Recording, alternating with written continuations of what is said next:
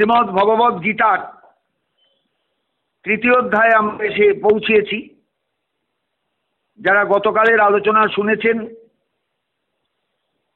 তাদেরকে আবার তাদের বিশেষভাবে অবহিত করবার জন্য আমি আবার একটু পেছনে হাঁটছি, কারণ এই অধ্যায়টাও কিন্তু অত্যন্ত গুরুত্বপূর্ণ। কর্মযোগের আলোচনা, কর্মযোগ অর্থাৎ যে কর্ম আমরা প্রতিনিয়ত করি তাকে যোগে পরিণত করার কথা ভগবান এই অধ্যায়ে বলেছেন, যাতে কর্ম বন্ধনের কারণ না হয়, কর্ম আমাদের মোক্ষের কারণ হয়। অর্জুন প্রশ্ন করেছেন, হে জনার্দন, তোমার যদি মতে বুদ্ধি কর্মের থেকেও শ্রেষ্ঠ হয় বুদ্ধিযোগ, তাহলে তুমি আমাকে কর্মে প্রবৃত্ত করছো কেন? ব্যামির শ্রেণীব বাক্যেন বুদ্ধি মোহশিব মে, তোমার এই বিমিশ্রাযুক্ত কথায় আমার বুদ্ধি মোহগ্রস্ত হচ্ছে। তদ একং বদ নিশ্চিত্ত যেন শ্রেয় মহমাপ্নুয়াম, তুমি একটা বিষয়কে স্থির করে বলো যাতে আমি নিশ্চিতভাবে মঙ্গল লাভ করতে পারি। অর্থাৎ বুদ্ধিযোগ অথবা কর্মযোগ, কোনটা আমি অনুসরণ করব? ভগবান এইবার তার উত্তরে বলতে আরম্ভ করলেন, অর্জুন শ্রী ভগবান উবাচ, হে অনঘ, লোকেস্মিন দ্বিবিধা নিষ্ঠা পুরা প্রক্তা ময়া অনঘ। হে অনঘ, হে অপাপবিদ্ধ অর্জুন, আমি পূর্বেই তোমার কাছে মানুষের দুটো নিষ্ঠার কথা বলেছি। কি কি না, জ্ঞানযোগেন সাংখ্যানাং কর্মযোগেন যোগিনাম। যারা জ্ঞানযোগী তারা হলেন তত্ত্বজ্ঞানানুসন্ধিৎসু, তারা তত্ত্বজ্ঞান পেতে চান, তারা আত্মতত্ত্বকে জানতে চান, আত্মার স্বরূপ জানতে চান, এই এক দল। আর একদল আছেন যারা কর্মযোগী, যারা কর্মের মধ্যে দিয়ে সার্থক হতে চান জীবনে। তারপরের শ্লোকে বলছে, ন কর্মনাম অনারম্ভাৎ নৈষ্কর্মং পুরুষ উষ্ণুতে ন চ সন্ন্যসনা দেব সিদ্ধিং সমধিগচ্ছতি। অর্জুন, কর্মনাম অনারম্ভাৎ, কর্মের আরম্ভ না করে, নৈষ্কর্মং পুরুষ উষ্ণুতে, কখনোই নৈষ্কর্ম লাভ করতে পারে না। কর্মের আরম্ভ তাকে করতেই হবে। ন চ সন্ন্যসনা দেব সিদ্ধিং সমধিগচ্ছতি, আবার সব ইন্দ্রিয়গুলোকে চুপচাপ অনাসক্তভাবে রেখে দিয়ে, ইন্দ্রিয়গুলোকে চালিত না করে কখনোই মানুষ সিদ্ধি লাভ করতে পারে না। কর্মচেষ্টা না করলেই যে পুরুষ নৈষ্কর্ম লাভ করবে তার কোনো মানে নেই, আর কর্ম ত্যাগ করলেই যে সিদ্ধি লাভ হয় তাও নয়। কিন্তু অতএব মানুষকে খুব ভালো করে বুঝতে হবে, নৈষ্কর্মের সাধনায় সে সিদ্ধি লাভ করবে কেমন করে। শাস্ত্রে নৈষ্কর্ম বলে একটা শব্দ আছে, গতকালও বলেছি, আবার বলছি, প্রত্যেকটা কর্ম মাত্রই বন্ধনের কারণ। এই কর্মবন্ধন থেকে মুক্তি বা নিষ্কৃতির অবস্থাকে নৈষ্কর্ম সিদ্ধি বা মোক্ষ বলে। আমরা যে কর্মবন্ধন নিয়ে জগতে চলছি, প্রতিটা কর্মের মধ্যেই বন্ধন আছে, কর্মের একটা ফলাকাঙ্ক্ষা আছে, অতএব বন্ধন আছে। আর এই বন্ধন থেকে মুক্তি বা নিষ্কৃতির যে অবস্থা, এটাই হলো নৈষ্কর্ম সিদ্ধি বা মোক্ষ। সন্ন্যাসবাদী যারা, তারা বলেন কর্ম ত্যাগ করে জ্ঞানমার্গে বিচরণ করলেই নৈষ্কর্ম বা মোক্ষ লাভ হয়। গীতা বলেন তা নয়। সন্ন্যাস মার্গে মোক্ষ লাভ হয় ঠিক, তা হয় জ্ঞানের ফলে, কর্ম ত্যাগের ফলে নয়। কর্ম বন্ধনের কারণ নয়, অহংকার ও কামনাই বন্ধনের কারণ। কামনার ত্যাগেও জ্ঞানের প্রয়োজন, এই হেতুই নিষ্কাম কর্ম মোক্ষপ্রদ। মোক্ষের জন্য চাই অহংকার ও ফলাশক্তি ত্যাগ, কর্মত্যাগ নয়। বস্তুত দেহধারী জীব কখনোই কর্মত্যাগ করতে পারে না, এটাই স্বাভাবিক। আশা করি যারা শুনছেন তারা বুঝতে পারবেন যে জগতে যারা আত্মজ্ঞানযোগী তারা জ্ঞানমার্গীয়, আর যারা কর্মযোগী, কর্ম ভালোবাসেন, কর্মের মধ্যে দিয়ে সার্থক হতে চান জীবনে, তারা হলেন কর্মযোগী। এটা হলো দুটো দিক, দুটো সাইড। এটাই হলো মানুষের কাছে সবসময় প্রশ্নের, আমি কি কর্ম ত্যাগ করে শুধু জ্ঞানের অনুসন্ধান করব? তা তো হয় না। কোনো মানুষ তো একটা মুহূর্তের জন্য কর্ম ছেড়ে থাকতে পারে না, প্রত্যেককে কর্ম করতে হয়। 5 নম্বর শ্লোকে এসে বললেন, নহি কশ্চিৎ ক্ষণমপি জাতু তিষ্ঠতি অকর্মকৃত। অর্জুন, কোনো এক ব্যক্তি এক মুহূর্তের জন্য অকর্মকৃত, কর্ম না করে থাকতে পারে না। কেন না, সে যে প্রকৃতির অধীন, সেই প্রকৃতি কিন্তু গুণময়ী। সে অবশ হয়ে জীবকে, প্রত্যেকটা জীবকে অবশ করে কর্মে প্রবৃত্ত করায়। কার্যতে ঝবসক কর্ম সর্ব প্রকৃতিজৈর গুণই। প্রকৃতিজাত যে গুণরাজি, এই সংসারের যেদিকে আপনি হাত দেবেন সেটাই প্রকৃতির গুণযুক্ত। আপনি গুণহীন তো নয়, এই জগতে হতে পারবেন না, নির্গুণ তো হতে পারবেন না চট করে।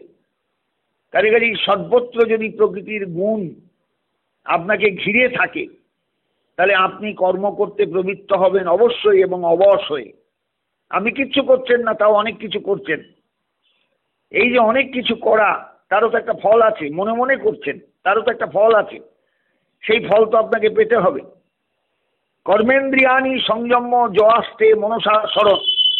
পরের শ্লোকেই গোবিন্দ অর্জুনকে পরিষ্কার করে দিলেন, কর্মেন্দ্রিয়গুলোকে সংযত করে যিনি মনে মনে স্মরণ করে চলেন। কর্মেন্দ্রিয় মানে বাক, পানি, বায়ু, পাদ, উপস্থ, এগুলোকে আমি সংযত করলাম, কিন্তু মনে মনে আমি বিষয়গুলো নিয়ে চটকালাম, মনে মনে বিষয়গুলো ভোগ করলাম। কর্মেন্দ্রিয়ের বিষয়গুলো সত্যিই কি আমার কর্ম ত্যাগ হলো তাতে? বলছেন ইন্দ্রিয়ার্থান। কেন আমি স্মরণ করলাম সেই বিষয়গুলো? না, ইন্দ্রিয়ের জন্য। ইন্দ্রিয়গুলো চায়। এই মানুষকে কিছু গীতা কিন্তু আদৌ গুরুত্ব দেননি, বলেছেন বিমূঢ়াত্মা মিথ্যাচারও। এই মানুষগুলো বিমূঢ়াত্মা, এই মানুষগুলো নির্বোধ এবং এরা মিথ্যাচারী। অতএব সে মিথ্যাচারীকে কখনোই প্রকৃত কর্মী বা কর্মযোগী বলা যাবে না। কর্মযোগী হলেন সেই যোগী যিনি কর্মের সমস্ত ফলাকাঙ্ক্ষাকে বর্জন করে আসক্তি শূন্য হয়ে ঈশ্বরের প্রতি সম্পূর্ণ নির্ভরশীল হয়ে কর্মে প্রবৃত্ত হন। যস্তিন্দ্রিয়ানি মনসা নিয়ম্য আরভতে অর্জুন কর্মেন্দ্রিয়ই কর্মযোগ অসক্ত স বিশিষ্টতে। পরিষ্কার ভাষায় গোবিন্দ তাকেই সমর্থন করলেন, তাকেই বিশিষ্টতা দান করলেন। কে না, হে অর্জুন, যস্তু যিনি ইন্দ্রিয়ানি সমস্ত জ্ঞানেন্দ্রিয়গুলোকে মনসা নিয়ম্য মনের দ্বারা নিয়ন্ত্রিত করে অসক্ত অনাসক্ত হয়ে কর্মেন্দ্রিয়গুলোকে কর্মযোগে প্রবৃত্ত করেন, কর্মেন্দ্রিয়গুলোকে কর্মযোগে লাগান। সবিশিষ্টতে, জগতে বিশিষ্টতা লাভ করেন সেই ব্যক্তি যিনি সমস্ত ইন্দ্রিয়গুলোকে মনের দ্বারা নিয়ন্ত্রণ করে অনাসক্ত হয়ে সমস্ত কর্মেন্দ্রিয়ের দ্বারা কর্মযোগ আরম্ভ করেন। তিনিই হলেন প্রকৃত বিশিষ্টতা সম্পন্ন বা বিশিষ্ট ব্যক্তি। তিনি সত্যি আমাদের কাছে শ্রদ্ধেয়। তাই তোমাকে বলি অর্জুন, তুমি তো পারবে না, কখনোই তুমি কর্ম ত্যাগ করতে পারবে না, কখনোই তুমি পারবে না কর্মেন্দ্রিয়গুলোকে সবসময় সংযত করে রাখতে, জ্ঞানেন্দ্রিয়গুলোকে সংযত করে রাখতে। কর্মেন্দ্রিয়গুলো তোমাকে টানবেই কর্মের দিকে, জ্ঞানেন্দ্রিয় টানবে তার বিভিন্ন রকম বিষয়ের দিকে। চক্ষু, কর্ণ, নাসিকা, জিহ্বা, ত্বক, এরা যেমন টানবে তাদের বিষয়ের দিকে, তেমনি বাক, পানি, বায়ু, পাদ, উপস্থ, এরাও কিন্তু ছুটবে বিষয়ের দিকে।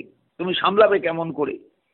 অতএব তোমাকে অনাসক্ত হতে হবে। এই অনাসক্তির সাধনায় তোমায় সিদ্ধি লাভ করতে হবে। সেটা মানুষ পারে না। পারে কখন না, যখন ঈশ্বরে একান্ত নির্ভরশীল হয়ে জগতে বাস করে। মানুষের জীবনে ঈশ্বর নির্ভরশীলতা এই জায়গায় ভীষণ দরকার। আমরা আমাদের নিজেদের ক্ষমতা বলে আমরা কখনোই ইন্দ্রিয়গুলোকে সামলাতে পারবো না। এরা প্রতিনিয়ত আমাদের ছোটাবে বিষয়ের পথে, বিষয়ের দিকে। আমরা সামলাবো কেমন করে? আমাকে অনাসক্ত হতে হবে। অনাসক্ত হব কেমন করে? অনাসক্তির সাধনা তো চারটিখানি কথা নয়। আপনি বিষয়ের মধ্যে আছেন অথচ বিষয়ে অনাসক্ত থাকবেন, এটা কি করে সম্ভব? অনাসক্তির সাধনায় সিদ্ধি লাভ তখনই মানুষের পক্ষে সম্ভব যখন একান্তভাবে সে ভগবৎ শরণাগত হয়ে চলবে। তখনই তার অনাসক্তির সাধনাটা সিদ্ধি লাভ করবে, অনাসক্তির সাধনায় সে পরিপূর্ণ হবে। তখন তার আর ভেতরে কোনো আসক্তি থাকবে না। নইলে তো প্রত্যেকটা ইন্দ্রিয়ই আসক্তি নিয়ে বিষয়ের দিকে ছুটবে, ছুটতে বাধ্য। অতএব সাবধান অর্জুন, এই অনাসক্তি কথাটাকে বুঝবার জন্য তুমি অবশ্যই পূর্বের কথা আমার স্মরণ করো। আমি বারবার বলেছি যে ঈশ্বরকে স্মরণে রেখো, সব সময়ের জন্য ঈশ্বরের দিকে দৃষ্টি দিও। তিনি আছেন তোমার মধ্যে, সব ইন্দ্রিয়গুলোকে চালাচ্ছেন, অতএব তার উপর নির্ভরশীল হয়েও। সেই নির্ভরশীলতাই তোমাকে পৌঁছে দেবে কর্মের সিদ্ধির পথে, কর্মে পরিপূর্ণতার পথে। আমি তাকেই বিশিষ্ট বলছি, সবিশিষ্টতে। বিশিষ্টতে কে বিশিষ্টতা লাভ করে? না, যিনি অনাসক্তির সাধনায় সিদ্ধি লাভ করেছেন, যার ভেতরে অনাসক্তি সত্যিকারের কাজ করছে বা কাজ করেছে। এবং সেটা সম্ভব কি করে? না, ঈশ্বরের ওপর পরিপূর্ণ নির্ভরশীলতায়। আমি পারবো না। তুমি ইন্দ্রিয়ের দরজায় দাঁড়িয়ে ইন্দ্রিয়গুলোর ওপরে সম্পূর্ণ তোমার কর্তৃত্ব বজায় রেখে তুমি আমাকে বাঁচাও। এই সংসার পথে ভ্রাম্যমান জীব আমি, কখন যে কোন মুহূর্তে কোন দোষ করে ফেলবো, কখন কোন পথে যে আমার স্খলন আসবে, পতন আসবে, আমি নিজেও জানি না। অতএব তুমি আমায় রক্ষা করো। তারপরের শ্লোকেই বলছেন, নিয়তং কুরু কর্মত্তং কর্মজ্যায়হি অকর্মণ। অর্জুন, সর্বদা তুমি কর্ম করো, সর্বদা কর্ম করো। কর্ম কিন্তু অকর্মের থেকেও শ্রেষ্ঠ। কর্ম করাটা কিন্তু কিছু না করার থেকে অনেক ভালো। কারণ শরীর ও যাত্রাতি চতে ন প্রসিদ্ধের অকর্মণ। তুমি শরীর যাত্রা যদি চালাতে চাও, দেহযাত্রা যদি চালাতে চাও, তাহলে তো তোমায় কর্ম করতে হবে। তোমার হাঁচি পেয়েছে, তুমি হাঁচবে না? তোমার কাশি পেয়েছে, তুমি কাশবে না? তোমার প্রস্রাব করবার বেগ এসেছে, তুমি প্রস্রাব করতে যাবে না? তোমার পায়খানার বেগ এসেছে, তুমি পায়খানায় যাবে না? তোমার ক্ষুধা পেয়েছে, তুমি খাবে না? তোমার ঘুম পেয়েছে, তুমি ঘুমোবে না? এগুলো সব কিন্তু শরীর যাত্রা। অতএব শরীর যাত্রাও তোমার যদি চালাতে হয়, শরীর যাত্রা যদি নির্বাহ করতে হয়, তাহলে তো তোমায় কর্ম করতে হবে। অতএব কর্ম আমি করব না, এ কথা তুমি কখনোই জোর গলায় বলতে পারো না। আমি বলি কি, তুমি নিয়ত কর্ম করো। এবং মনে রেখো, কর্ম অকর্মের থেকেও শ্রেষ্ঠ। যেহেতু তুমি শরীর যাত্রা নিয়ে আছো, শরীরটাকে টেকাতে হবে, খিদে পেলে খেতে হবে, তৃষ্ণা পেলে জল খেতে হবে, ঘুম পেলে ঘুমোতে হবে। যে কোনোভাবেই তোমার শরীর যাত্রা যদি টিকিয়ে রাখতে হয়, তাহলে কর্ম তোমায় করতেই হবে। অতএব সাবধান, কর্ম জিনিসটাকে ভালো করে বোঝো, নিয়ত কর্মটাকে বোঝো। ভারতবর্ষের মানুষ এই নিয়ত কর্মটাকে বুঝেছিল বলেই একদিন তারা কর্মে সিদ্ধি লাভ করেছিল। নিয়ত কর্ম মানেই হলো শাস্ত্রবিহিত কর্তব্য কর্ম। শাস্ত্র যাকে সমর্থন করেছেন, অবিহিত কর্ম নয়, শাস্ত্রবিহিত কর্তব্য কর্ম। অর্থাৎ অর্জুনের সামনে কথার মধ্যে দিয়ে গোবিন্দের আসল কথাটাও কিন্তু প্রকাশ পেয়ে গেল। ক্ষত্রিয়ের যুদ্ধটাও কিন্তু বিহিত কর্ম। শাস্ত্র ক্ষত্রিয়কে যুদ্ধ করতে বলেছেন, প্রজারক্ষণের কথা বলেছেন, দেশ রক্ষার কথা বলেছেন। অতএব যুদ্ধটা ক্ষত্রিয়ের বিহিত কর্ম। তুমি তাকে ত্যাগ করতে পারো না, কখনোই পারো না। বিষয়টা ভালো করে বুঝবেন। ধর্মশাস্ত্র গীতা সার্বজনীন ধর্ম উপদেশ দিয়েছেন, কিন্তু সার্বজনীন এর ভাষাও সংকীর্ণতা বর্জিত। গীতার ভাষা কর্তব্য কর্ম সবাই বোঝে, এজন্য শাস্ত্র টেনে আনার প্রয়োজন নেই। যে অহিন্দু সে শাস্ত্র মানে না, কিন্তু তার জন্য কি গীতা নয়? গীতা কি তার জন্য আবির্ভূত হননি, প্রকাশিত হননি? ভুলে যাবেন না, গীতা কিন্তু পৃথিবীর সমস্ত মানুষের প্রয়োজনে একটা বিশেষ জায়গায় দাঁড়িয়ে আছেন, প্রয়োজন সিদ্ধির জন্য বিশেষ জায়গায় দাঁড়িয়ে আছেন। পৃথিবীর কত জায়গার মানুষ, কত রকমের মানুষ এই গীতার বাক্যে যে জীবনের শান্তি পেয়েছেন, জীবনের তৃপ্তি পেয়েছেন, তার ইয়ত্তা নেই। তারা তো ভারতবর্ষের ধর্মের সঙ্গে পরিচিত নন, তারা তাদের দেশের ধর্মের সঙ্গে পরিচিত, কিন্তু গীতার মধ্যে তারা সার্বজনীনতা খুঁজে পেয়েছেন। যে উপদেশ গীতায় ভগবান দিয়েছেন, সেই উপদেশ কিন্তু সার্বজনীন, সকলের ক্ষেত্রে প্রযোজ্য। অর্থাৎ শরীর যাত্রার জন্য কর্ম করতেই হবে। অতএব সেই কর্ম করবার সময় মানুষকে মনে রাখতে হবে, কর্ম শূন্যতার চেয়ে কর্ম শ্রেষ্ঠ। আমি কর্ম করলাম না, কিন্তু তার চেয়েও কর্ম করা ভালো। কারণ কর্ম না করলে দেহযাত্রাও নির্বাহ হবে না। এই জন্য নিয়ত কর্ম বলে একটা শব্দের উল্লেখ করেছেন। এই নিয়ত কর্ম মানেই হলো শাস্ত্রবিহিত কর্তব্য কর্ম। এটা সবাই স্বীকার করে নিয়েছেন। ভারতবর্ষে যারা গীতাকে শ্রদ্ধা করেছেন, গীতার উপরে কথা বলেছেন, মন্তব্য করেছেন তারা সবাই কিন্তু নিয়ত কর্ম মানি শাস্ত্রবিহিত কর্তব্য কর্ম এটা স্বীকার করে নিয়েছেন। অরবিন্দ করেছেন সমর্থন, লোকমান্য তিলক করেছেন এই কথার সমর্থন। আমরা কিন্তু এদের ভাষায় গীতার নিয়ত কর্ম মানেই হলো কর্তব্য কর্ম, যেটা আমাকে শাস্ত্র বলেছেন করতে, এটা আমায় করতে হবে। শাস্ত্র আমাকে এইভাবে চলতে নির্দেশ দিয়েছেন, আমাকে করতে হবে। অতএব আমি সেখানে কর্ম ত্যাগ করে বসে থাকতে পারবো না, কর্মের মধ্যেই আমাকে থাকতে হবে। গোবিন্দ 9 নম্বর শ্লোকে এসে নয়ে এসে পরিষ্কার ভাষায় বলে দিলেন, যজ্ঞার্থাৎ কর্মণ অন্যত্র লোকয়ং কর্মবন্ধন তদর্থং কর্ম কন্তেয় মুক্ত সঙ্গ সমাচর। আসল কথাটা এইবার বললেন অর্জুন, যজ্ঞার্থাৎ কর্মণ অন্যত্র লোকয়ং কর্মবন্ধন, যজ্ঞ ছাড়া, যজ্ঞ বিষয়ক কর্ম ছাড়া তুমি যখনই অন্য কর্ম করবে মনে রেখো সেই কর্মটা বন্ধনের কারণ। এখানে অনেক কথা বলা যায়, অনেক কথা, বিভিন্ন জনা বিভিন্ন রকম মন্তব্য করেছেন। আমি কিন্তু অত মন্তব্য আপনাদের কাছে তুলে ধরবো না, আমি সাধারণ অর্থটাই আপনাদের কাছে তুলে ধরবো যে সমস্ত কর্মকে যোগ্য বিষয়ক করে নাও, ঈশ্বর বিষয়ক করে নাও। আমার খাওয়া, আমার শোয়া, আমার সংসার প্রতিপালন, আমার সন্তান উৎপাদন, সবকিছুর মধ্যে যজ্ঞ নিয়ে এসো, যজ্ঞকে নিয়ে এসো। এই যজ্ঞ শব্দ মানে শুধু হোমযজ্ঞ নয়, আহুতি দেওয়ার সেই অগ্নি প্রজ্বালন ক্রিয়া নয়। এই যজ্ঞ মানে হলো যজন ক্রিয়া, ঈশ্বরকে স্মরণ করে চলা। খুব ভালো করে ভাববেন কথাগুলো, প্রত্যেকে বিষয়টা খুব ভালো করে ভাববেন যে কর্মী কর্মে নামছেন, যে কর্মী এইবার কর্মযজ্ঞে ঝাঁপ দিচ্ছেন, তাকে খেয়াল রাখতে হবে আমার সমস্ত কর্ম যেন যোগ্য বিষয়ক হয়ে ওঠে। অর্থাৎ সমস্ত কর্মের মধ্যে যেন একটা ঈশ্বর শরণাগতি, ঈশ্বরের চরণে একান্ত নির্ভরশীলতা, ঈশ্বরের দিকে তাকিয়ে থাকা, এটা যেন আমার থাকে।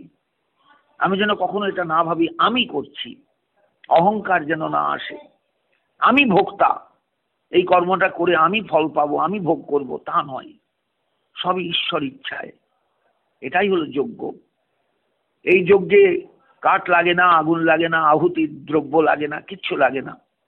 জীবনটাকে যজ্ঞে পরিণত করা, সমস্ত কর্মকে যজ্ঞে পরিণত করা। তাহলে এই শ্লোকটার তাৎপর্য খুব ভালো বুঝতে পারবেন।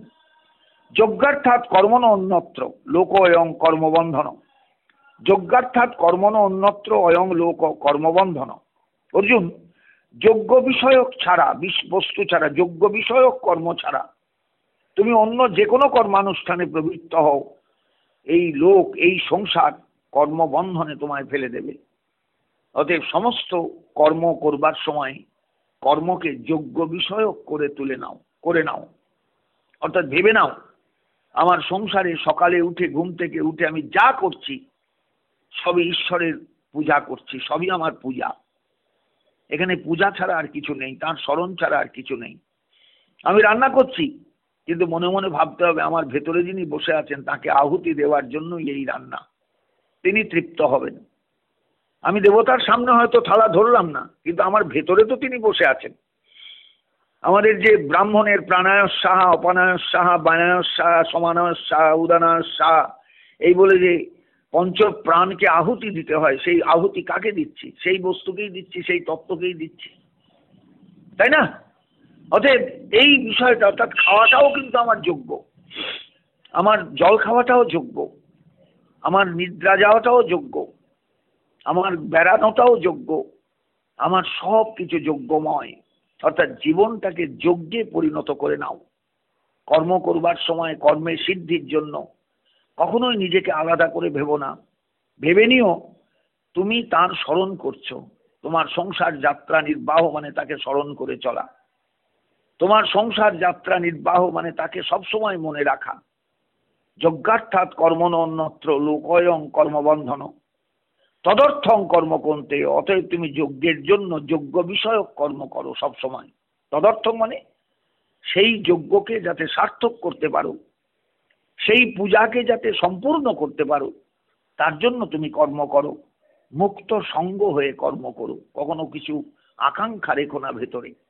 মুক্ত সঙ্গ মানেই হলো কখনো কোনো রকম কামনা ভেতরে রেখো না। যে আমি এই করলে এই পাবো, এই করলে এই পাবো, এটা ভেবো না। জেনে রেখে দিও তোমার জন্য সব নির্দিষ্ট হয়ে আছে। তুমি কি পাবে কি পাবে না এটা আগের থেকে নির্দিষ্ট হয়ে আছে। অতএব কখনো ভেবো না যে এই কর্মের দ্বারা তুমি এই পাবে, এটা তোমায় আকাঙ্ক্ষা করতে হবে, এটা চাহিদা রাখতে হবে, তা কিন্তু নয়। অতএব মুক্ত সঙ্গ হয়ে, কামনা শূন্য হয়ে তুমি কর্মে প্রবৃত্ত হও, তবেই তোমার যোগ্য ক্রিয়াটা সম্পূর্ণতা লাভ করবে। আমরা যেমন আহুতি শেষ করি অগ্নিকে একেবারে বিসর্জন দিয়ে, এটা তা নয়, এটা চিরকাল চলছে, অনন্তকাল চলছে। আমি যত জীবনেই আসি না কেন, যখনই আমার চেতনা কাজ করবে, ধরুন মনুষ্য জীবনে এসেছি, একটা চেতনা কাজ করছে বলেই তো গীতায় হাত দিয়েছি, গীতা পড়ছি, গীতা শুনছি। অতএব আমার যেন সেই সময় মনে পড়ে যে আমার জীবনটাই যোগ্য বিষয়ক, আমার জীবনের প্রতিটা কর্তব্য কর্ম যোগ্য বিষয়ক, ঈশ্বর স্মরণ বিষয়ক, ঈশ্বর মনন বিষয়ক, ঈশ্বর চিন্তা বিষয়ক, ঈশ্বর ভাবনা বিষয়ক। এখানে অন্য কোনো ভাবনা আসতে পারে না। এইভাবে তুমি কর্মে প্রবৃত্ত হও, তবে তোমার কর্ম সিদ্ধ হবে। নইলে কর্ম তো বন্ধন এনে দেবে তোমায়। আমরা যে কর্মই করি না কেন সেই কর্মের মধ্যেই একটা বন্ধন কাজ করে। অতএব বন্ধন মুক্তির সাধনায় সিদ্ধি লাভ করা আগে দরকার। সেটা কেমন করে সম্ভব? না, সমস্ত কর্মকে যোগ্য বিষয়ক করে তোলা, ঈশ্বর বিষয়ক করে তোলা, ঈশ্বর শরণাগতিময় করে তোলা, ঈশ্বর পূজাময় করে তোলা, ঈশ্বর ভাবনাময় করে তোলা। নইলে সর্বত্র বন্ধন থাকবেই, আর সেই বন্ধনের জ্বালা আমাকে জন্ম জন্মান্তর সহ্য করতে করতে যেতে হবে। এর হাত থেকে রেহাই পাওয়া দরকার। তদর্থং কর্মকন্তেয় মুক্ত সঙ্গ সমাচর। এই জন্য ভারতবর্ষের সনাতন ধর্মজীবনে কর্মজীবন আর ধর্মজীবনের মধ্যে কোনো পার্থক্য নেই, জানেন? সনাতন যে ধর্মজীবন আমাদের ভারতবর্ষের মানুষের, আমি হিন্দু জীবন বলবো না, সনাতন যে ধর্মজীবন, সেই সনাতন যে জীবন, সনাতন ভারতবাসীর যে সনাতন জীবন, সেখানে ধর্মজীবন আর কর্মজীবনে কোনো পার্থক্য নেই। তাই হিন্দুর মানে আমাদের ভারতবর্ষের মানুষের সাংসারিক কর্ম নিয়ামক শাস্ত্রও কিন্তু ধর্মশাস্ত্র। যে শাস্ত্র আমাদের সংসার নিয়ন্ত্রণ করছে সেই শাস্ত্রকেই ধর্মশাস্ত্র আমরা বলেছি। কারণ ধর্ম এবং কর্ম দুটো আলাদা নয়। যাহাই ধর্ম সেটাই আমার কর্ম, যাহাই কর্ম সেটাই আমার ধর্ম বিষয়। চিন্তা করুন যে শাস্ত্র মানে সব সময় খেয়াল রাখবেন, 3000 বছর পূর্বে প্রবর্তিত কোনো শাস্ত্রবিধি যদি অবস্থা পরিবর্তনে সমাজ রক্ষায় প্রতিকূল বোধ হয় তাহলে সেটা অবশ্যই ত্যায্য। কেননা যুক্তিহীন গতানুগতিকভাবে শাস্ত্র অনুসরণ করলে ধর্মহানি হয়। আপনি কখনোই যুক্তিহীন হয়ে শাস্ত্রের পেছন পেছন ছুটতে পারেন না, আপনাকে বিচার করে শাস্ত্রের পেছনে ছুটতে হবে। আমাদের বলাই আছে শাস্ত্রে, কেবলং শাস্ত্রমাশ্রিত্য ন কর্তব্য বিনির্ণয় যুক্তিহীন বিচারেণ ধর্মহানি প্রজায়তে। সবসময় যুক্তি নিয়ে চলতে হবে যে আমি যে কর্মটা করছি এই কর্মটায় আমার ধর্মের হানি হচ্ছে না তো? হচ্ছে না কেন? না, আমি সমস্ত কর্মই তো ঈশ্বর বিষয়ক করে নিয়ে তবে কর্তব্য কর্মে নিযুক্ত করেছি নিজেকে। এইটাই হলো ভারতবর্ষের মানুষের কর্মযোগ। এই কর্মযোগে যিনি সিদ্ধি লাভ করবেন, ভাবুন দিকিন একবার তার অবস্থাটা কি হবে, তার অবস্থানটা কেমন হবে সংসারে। তিনি সব কিছুর মধ্যে আছেন, কোনো কিছুর মধ্যে নেই, কোনো কিছুর মধ্যে নেই। পরের শ্লোকে বলছেন, 10 নম্বর শ্লোকে অনেক কথা রয়ে গেল, আমাকে আবার আগামীকাল বলতে হবে কথাগুলো আবার। সহযোগ্যা প্রজা সৃষ্টা পুরবাচ প্রজাপতি অনেন প্রসবিশ্বদ্ধম এস বো অতিষ্ঠ কামধুক। অতিষ্ঠ কামধুক পরিষ্কার অর্জুনকে বলছেন, অর্জুন পুরা মানে পূর্বে সৃষ্টির প্রারম্ভে প্রজাপতি ব্রহ্মা সহযোগ্যা প্রজা সৃষ্টা, এই প্রজা সৃষ্টি করেছিলেন যজ্ঞের সঙ্গে একসঙ্গে। অর্থাৎ যজ্ঞও সৃষ্টি হয়েছিলেন, প্রজাও সৃষ্টি হয়েছিলেন, মানুষও সৃষ্টি হয়েছিল, তার ধর্মটাও সৃষ্টি হয়েছিল একসঙ্গে। অর্থাৎ একটা মানুষ কিভাবে চলবে, একটা মানুষ কিভাবে সংসারে পা ফেলবে, সবকিছুই কিন্তু বলেছিলেন তিনি। অনেন প্রসবিশ্বদ্ধম, তোমরা এইভাবে বৃদ্ধি প্রাপ্ত হও, ধর্মের সঙ্গে নিজের জীবনকে ওতপ্রোতভাবে মিলিয়ে দাও, ধর্মকে আলাদা করো, আলাদা রেখো না। এই জন্য ভারতবর্ষের মানুষ প্রকৃত ধার্মিক যিনি, তিনি জীবনের প্রতিটা পদক্ষেপে ধর্মকে অনুভব করেন, সত্যকে অনুভব করেন ঈশ্বরকে অনুভব করেন, তারপরে আর একটা পা ফেলেন, একটা পা ফেলার পর এইভাবেই তিনি পা ফেলে এগিয়ে যান সংসার পথে। সংসার তার কাছে কোনো ভোগের স্থান নয়, সংসার ঈশ্বর স্মরণের স্থান, ঈশ্বর স্মরণের জায়গা, এটা তিনি মনে করেন। অনেন প্রসবিশ্বর-ধম, তোমরা এইভাবে বৃদ্ধিপ্রাপ্ত হও যাতে ধর্ম এবং সংসার, কর্ম এবং সংসার এটা যেন আলাদা না হয়ে যায়, ঈশ্বর এবং সংসার যেন আলাদা না হন। ঈশ্বরকে প্রতি মুহূর্তে স্মরণ করবে, যোগ্য ভাবনার থেকে কখনো দূরে চলে যাবে না, যোগ্য ভাবনাটা সব সময় অন্তরে রাখবে। যা করছি আমি সব ঈশ্বরের পরিপূর্ণ, ঈশ্বরের মানে প্রসন্নতার জন্য। আমার কর্তব্য, আমার কর্ম, আমার ক্রিয়া সবকিছুর ভেতরে আমার একটা উদ্দেশ্য, আমার ঈশ্বর, আমার ভেতরের দেবতা, আমার অন্তরের দেবতা, তিনি যেন প্রসন্ন হন। অনেন প্রসবিশ্বর-ধম এসব বহ ইষ্ট কামধুক অস্তু। এইভাবেই এই যজ্ঞ, এই সংসার, এই কর্মযজ্ঞ তোমাদের কাছে ইষ্ট কামধুক হয়ে উঠুক, অর্থাৎ তোমার অভীষ্ট পূরণ করুক, অভীষ্ট ভোগপ্রদ হয়ে উঠুক। জীবনে মনে রাখবেন, ভোগের জন্য আমাদের জীবনে বেঁচে থাকা নয়, জীবনে বেঁচে থাকা ঈশ্বর স্মরণের মধ্যে দিয়ে, সমস্ত কিছু ঈশ্বরের এই অনুভবের মধ্যে বেঁচে থাকা, এবং এই বেঁচে থাকাটাই হলো আসল বেঁচে থাকা। আমি অনন্ত কর্ম করি না কেন, কিন্তু আমার প্রত্যেকটা কর্ম করবার সময় মনে হবে এটা তার ইচ্ছায় হচ্ছে, এটা তার পরিপূর্ণ ইচ্ছায় হচ্ছে। আমি এখানে মানে যন্ত্র মাত্র, তিনি যন্ত্রী, তিনি আমাকে চালাচ্ছেন, আমি তার ইচ্ছায় চলছি। এটাই হলো জীবনের প্রকৃত কর্মযোগীর সব সময়ের চিন্তা। এই চিন্তাটাই মানুষকে এগিয়ে নিয়ে যায়। পরের শ্লোকে বলছেন, দেবান ভাবয়তা অনেন তে দেবা ভাবয়ন্তু ব পরস্পরং ভাবয়ন্ত শ্রেয় পরমবাপসত। অনেন, এই যজ্ঞের দ্বারা, এই যে যজ্ঞ, যে যজ্ঞের কথা বলে এলেন আগের আগের শ্লোকে, এই যজ্ঞের দ্বারা তোমরা মানে সমস্ত জগতের জীব দেবান ভাবয়ত, প্রত্যেক দেবতাকে তোমরা সম্বর্ধিত করো। তে দেবা ব ভাবয়ন্তু, দেবতারাও তোমাদের সম্বর্ধিত করবেন। পরস্পরং ভাবয়ন্ত, এইভাবে পরস্পরের সম্বর্ধনার দ্বারা পরম শ্রেয় অবাপসত, তোমরা পরম মঙ্গল লাভ করো। অর্থাৎ দেবতার ধন দেবতাকে দাও, দেবতারাও তোমাদের মনস্কামনা পূর্ণ করবেন। কখনো ঈশ্বর ভাবনা থেকে নিজেকে আলাদা করে ফেলো না, নিজেকে স্বতন্ত্র ভোগার্থী বলে মনে করো না। সব সময় মনে রেখো, আমি প্রসাদ ভোজি, আমি প্রসাদের দ্বারাই বেঁচে থাকবো এই সংসারে। আমি এর আগেও বলেছি, থালাটা শুধু ঠাকুর ঘরে ঢোকালাম, তুলসী দিয়ে বার করে নিয়ে এলাম, এর নাম প্রসাদ ভোজি নয়। সমস্ত জীবনটাকেই প্রসাদী করে তুলতে বলেছেন শ্রীমদ্ ভগবত গীতা। কথাটা বুঝতে পারলেন? শ্লোকের আসল তাৎপর্য পরিষ্কার বলছেন, সহযোগা প্রজা সৃষ্টা পুরবাচ প্রজাপতি অনেন প্রসবিশ্বর-ধম এস বো অতিষ্ঠ কামধুক দেবান ভাবয়তা অনেন তে দেবা ভাবয়ন্তু ব পরস্পরং ভাবয়ন্ত শ্রেয় পরম অবাপসত।